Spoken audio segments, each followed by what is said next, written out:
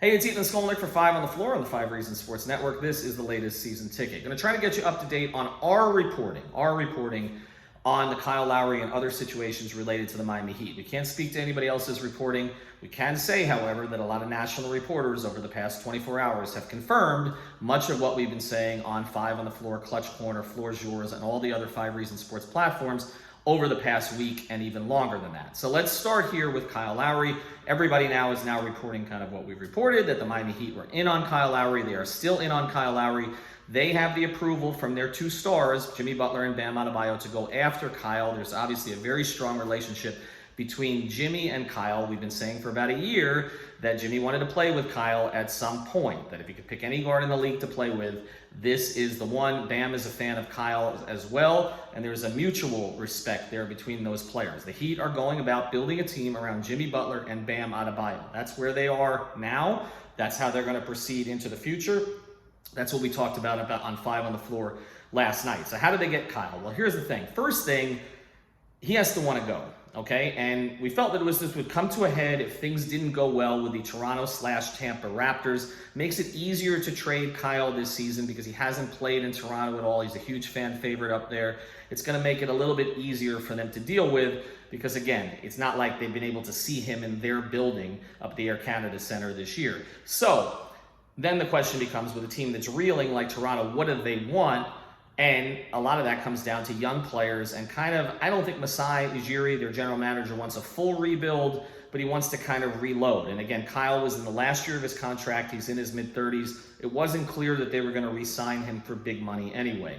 So I do think that there is interest from Toronto. In fact, we know in the Heat's package, which we believe starts right now with Duncan Robinson and Precious Achiuwa.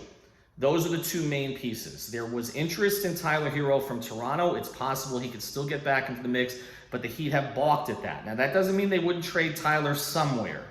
There's a little bit of a dispute inside the Heat organization. Maybe not a dispute, but a little bit of difference of opinion about whether or not he's a guy that you can build with as one of your 3 top players. But they're not just going to give him away, okay? So it comes down right now to Duncan Robinson, Precious, filler picks. That sort of situation is what you're looking at. But A, Kyle's got to say he wants to leave Toronto, so we're still kind of waiting on that. And B, he's got to want to go to Miami. Now, from the very beginning, we've told you that the Raptors will work with him. They're not going to send him someplace he doesn't want to go, okay? The 3 teams we've talked about for quite a while, Miami, Philadelphia, and the Clippers. Right now, we're hearing Miami and Philadelphia are the 2 most involved in this current situation. But Kyle has to want to go.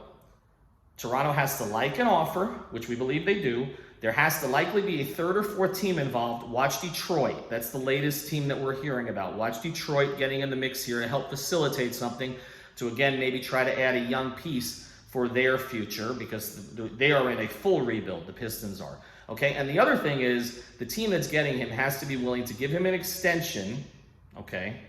And it's a significant extension for a guy in his mid-30s. Kyle's not looking for $10 million a year. We're talking about $25 million or more per season for at least 2 seasons. That's essentially the framework right here. Any team that acquires him has got to be prepared to give up that kind of money. We've heard that the Heat are. Again, they're going to do what's best to build a team from a playing standpoint and also from a personality standpoint around Bam and around Jimmy. Now, the players that they would be moving out, why would those be the players? Well, first, you got to give up something. But let's start here, okay? Duncan, there's no consensus inside the organization, the Heat organization, on whether or not he's a guy that you pay close to what Davis Bertans got, which is we're talking about in the $18 to $20 million range.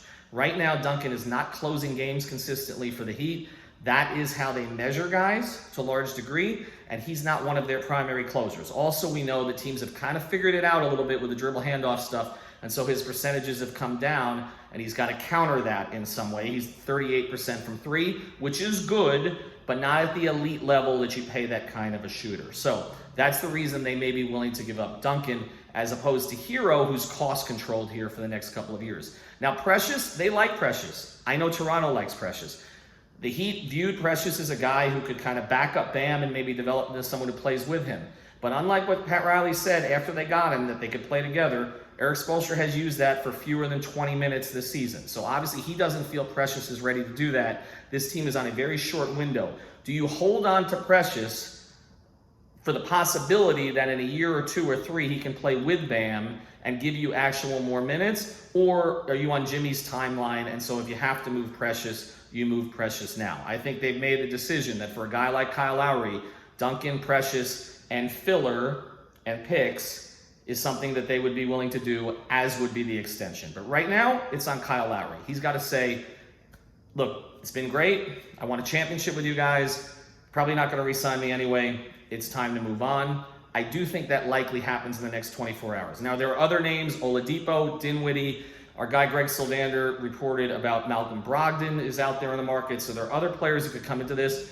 Rudy Gay, LaMarcus Aldridge, the Heat are waiting for him to be bought out. I don't believe they'll make a trade for him, but they are considered to be, we've heard this, others have heard this, first on LaMarcus's list, provided he gets to a buyout and provided that the Heat are in position to contend.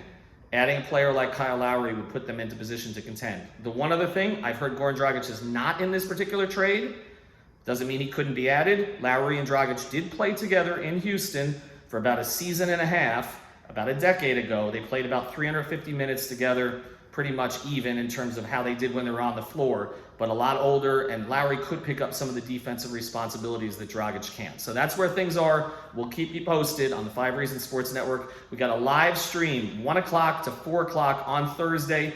The floor is yours. 5 on the Floor guys will start it, so I'll be hosting the first hour, and then Clutch Corner will take over with Adam, Royal, Alana, and Michael the rest of the way.